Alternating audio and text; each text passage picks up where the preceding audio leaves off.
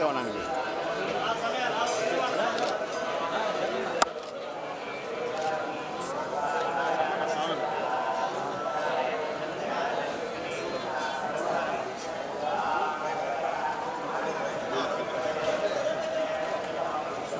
రాష్ట్రంలో అందరూ కూడా సుఖ సంతోషాలతో ఉండాలని, ముఖ్యంగా ఈ రాష్ట్రాన్ని గత 5 సంవత్సరాల్లో నష్టపోయిన నష్టాన్ని అంతా కూడా మరి ప్రజలకి ఆనందకరమైనటువంటి పరిపాలన అందించడానికి అన్ని రకాలుగా శక్తులు భగవంతుడు ముఖ్యమంత్రిగా నారా చంద్రబాబు నాయుడు గారికి, అలాగే ఉప ముఖ్యమంత్రి పవన్ కళ్యాణ్ గారికి, మొత్తం రాష్ట్రంలో ఉన్నటువంటి అందరికీ కూడా శక్తులు ఇవ్వాలని చెప్పి భగవంతుని ప్రార్థించడం జరుగుతుంది.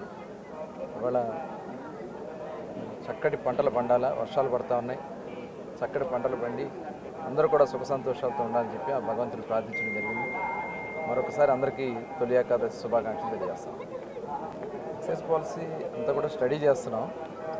ఎందుకంటే ఇప్పుడు అంతా ఆఫీసర్స్ అంతా కూడా అస్తవ్యస్తం అయిపోయారు.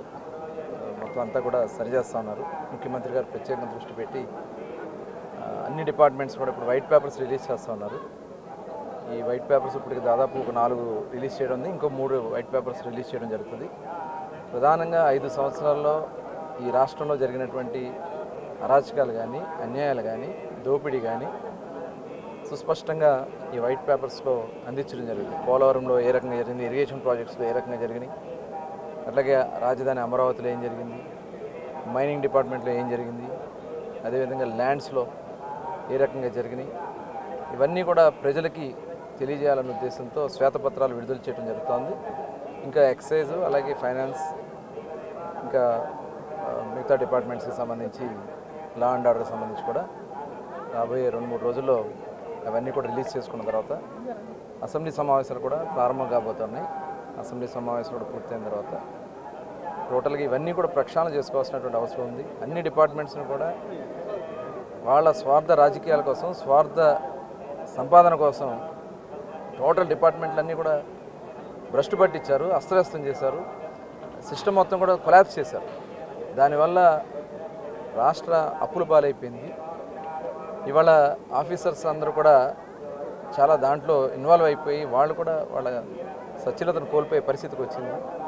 ఇవన్నీ కూడా కరెక్ట్ చేసుకోవాల్సినటువంటి అవసరం ఉంది. ఈ రాష్ట్రం కోసం, ఈ రాష్ట్ర ప్రజల కోసం రాబోయే 5 సంవత్సరాలు స్వచ్ఛమైన పరిపాలన అందించాలనేది చంద్రబాబు నాయుడు గారి ఆలోచన. అందులో భాగంగానే మరి వాళ్ళ పెన్షన్స్ కూడా పేదల కష్టాల్లో ఉన్నారు, వాళ్ళ కష్టాలని నెరవేర్చాలని చెప్పి 4,000 రూపాయలు పెన్షన్లు పెంచే దాంట్లో ఏప్రిల్ నుంచి కూడా కలుపుకుని ఏప్రిల్, మే, జూన్, జూలై ఫస్ట్ తారీఖున 7,000 రూపాయలు పెన్షన్స్ అందించడం అనేది ఒక చరిత్ర.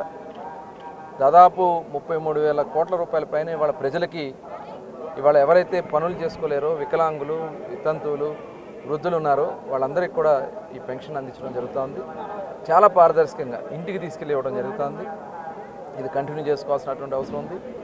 అదేవిధంగా మెగా డిఎస్సి మొన్న 3 సంతకాలు, ముఖ్యమంత్రి గారు 5 సంతకాలు ఏదైతే పెట్టారో అవన్నీ కూడా అమలు చేసుకోవాల్సినటువంటి అవసరం ఉంది.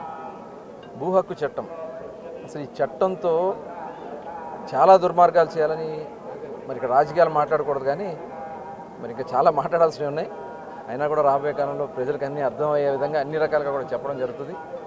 ఈ రాష్ట్రాన్ని కాపాడుకుందాం, మీరందరూ కూడా భాగస్వాములు కావాలి. మీరు ఇచ్చినటువంటి నమ్మకంతో నడవడానికి ముఖ్యమంత్రి గారు ఒక ప్రత్యేకంగా చాలా పారదర్శకంగా ఉండాలనే విధంగా వైట్ పేపర్స్ రిలీజ్ చేయడం జరుగుతుంది. రాబోయే కాలంలో ఒక స్వచ్ఛమైన పరిపాలన అందిస్తామని కూడా తెలియజేసుకుంటూ మరొకసారి మరి ఆ వెంకటేశ్వర స్వామికి మరి మా అందరికీ కూడా పరిపాలన చేసి ప్రతి ఒక్కరు కూడా శక్తి ఇవ్వాలని చెప్పి భగవంతుని ప్రార్థిస్తాం.